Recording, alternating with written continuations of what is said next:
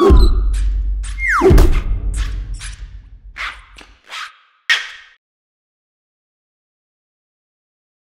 everyone, welcome to another Good e-Reader comparison video. My name is Michael. This is Peter. Today we have the Apple iPad Air on the left versus the iPad 3. The reason why we're comparing these two models together is because most people actually skip a generation with Apple products. These are pretty similar. They're both 9.7 inches and they have the same resolution as 2048 by 1536. They both have a quad-core GPU, but the Apple iPad Air actually has a bit of an advanced one.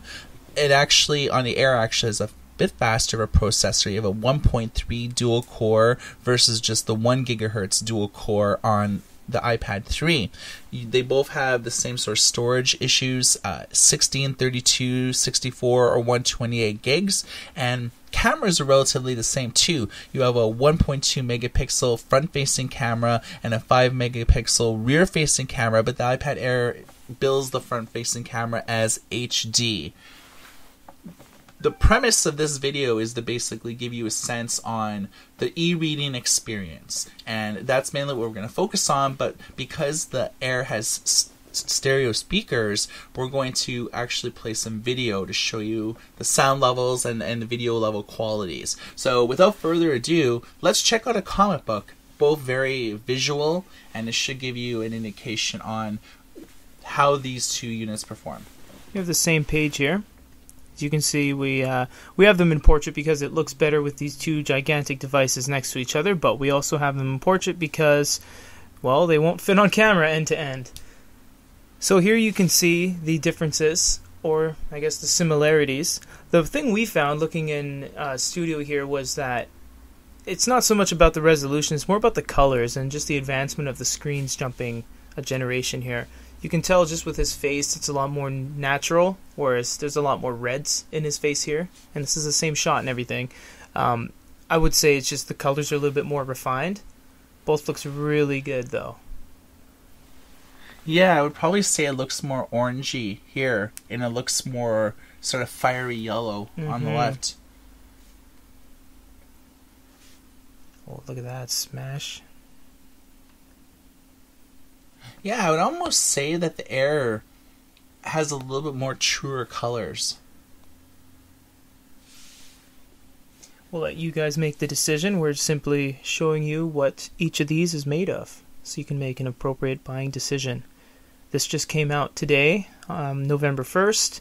Remember, this starts at around $520 and ranges all the way up to about $1,000. I'm pretty sure you can get a good deal on an iPad 3 at this point, though. Although Apple discontinued it, you can only really buy the Apple iPad 2 now. At least on their webpage, they don't really show it anymore. Yeah, it's kind of strange. So this has been the comic book experience. You can do things like double tap into guided view, pinch and zooms, but honestly, with a screen this big, it looks good kind of just the way it is, which is a good thing. Yeah, one of the advantages with the Apple iPad 3, 4, and now the Air is that Comixology gives you comics in HD, so you could really take advantage of the higher resolution displays. Next, let's look at magazines. This seems to be one of the more popular activities to do in terms of e-reading. So it looks like this particular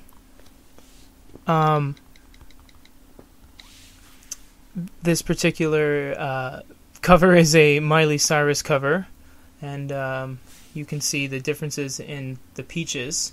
So actually a lot more natural here, where there's far more reds in it over here. So this is actually one of the more compelling shots to really just show you the differences, and that's the same, like pixels and resolution on paper is one thing, but when you actually have these in front of you displaying the same thing, you really notice the differences. And I would say that this looks more like natural skin tones, and this looks more red.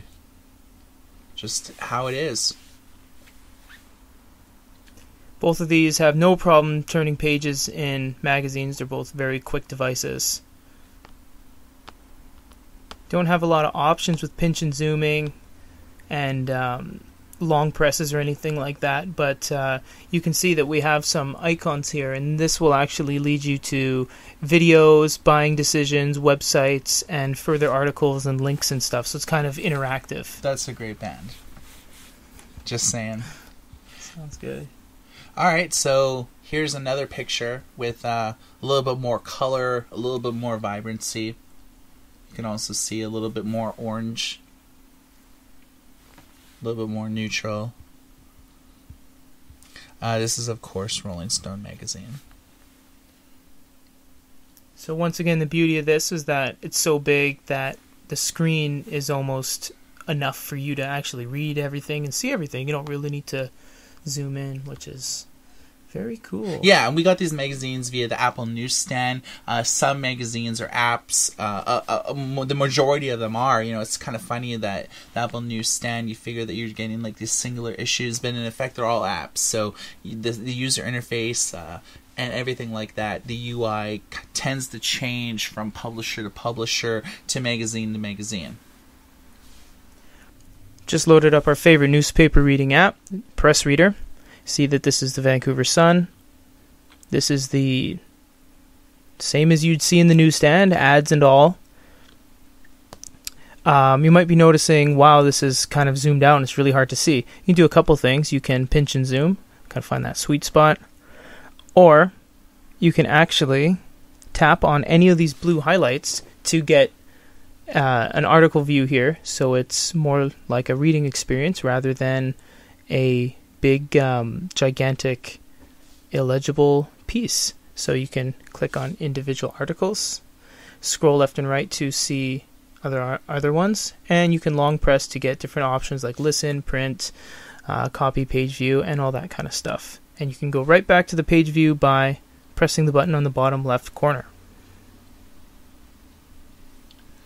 You could also increase the size of the text. You know, there's not a ton of options, but you can change the font completely if you want. As you saw there. Everything changes live. Times New Roman, Helvetica, etc.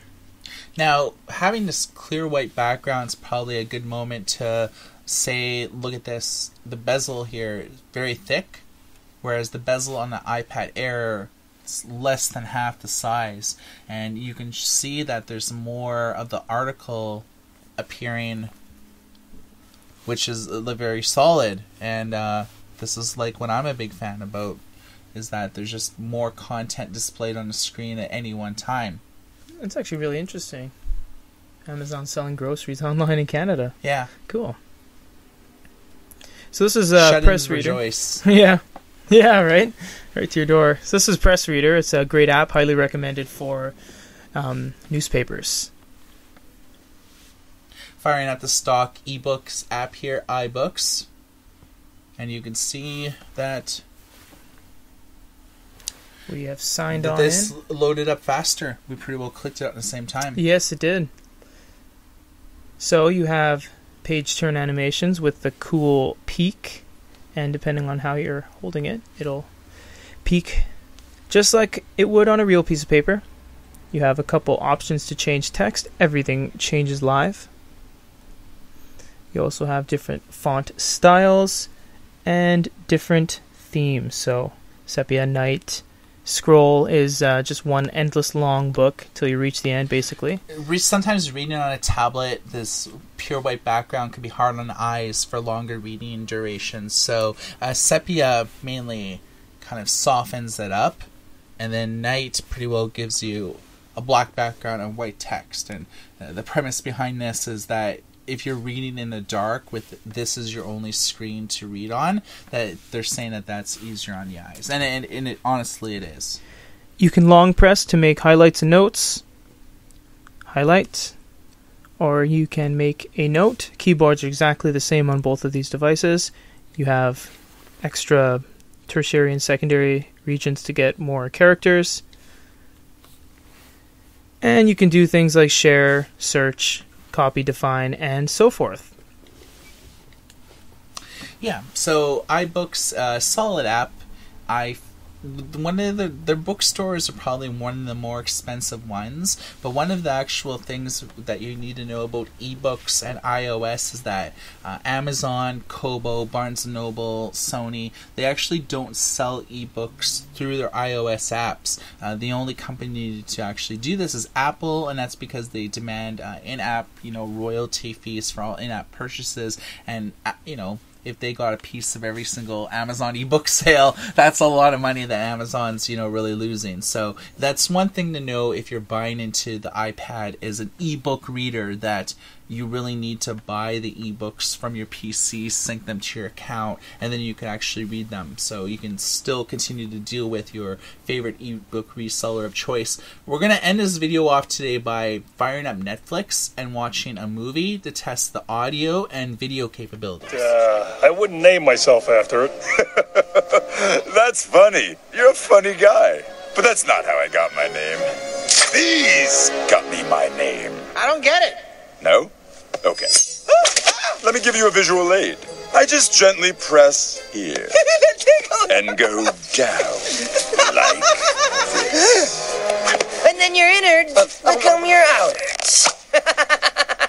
I still don't. You've now checked out a comprehensive ebook experience. We've showed you almost all aspects of e-reading on both of these devices. Let us know your thoughts. If you prefer one over the other, maybe let's hear the reasons why. If you're watching this video on another website, you can check out our YouTube channel at youtube.com/goodereader, and you could watch hundreds and hundreds of other videos that we have. So for our comparison of the iPad Air versus the iPad 3, my name's Michael. This is Peter. Everybody take care.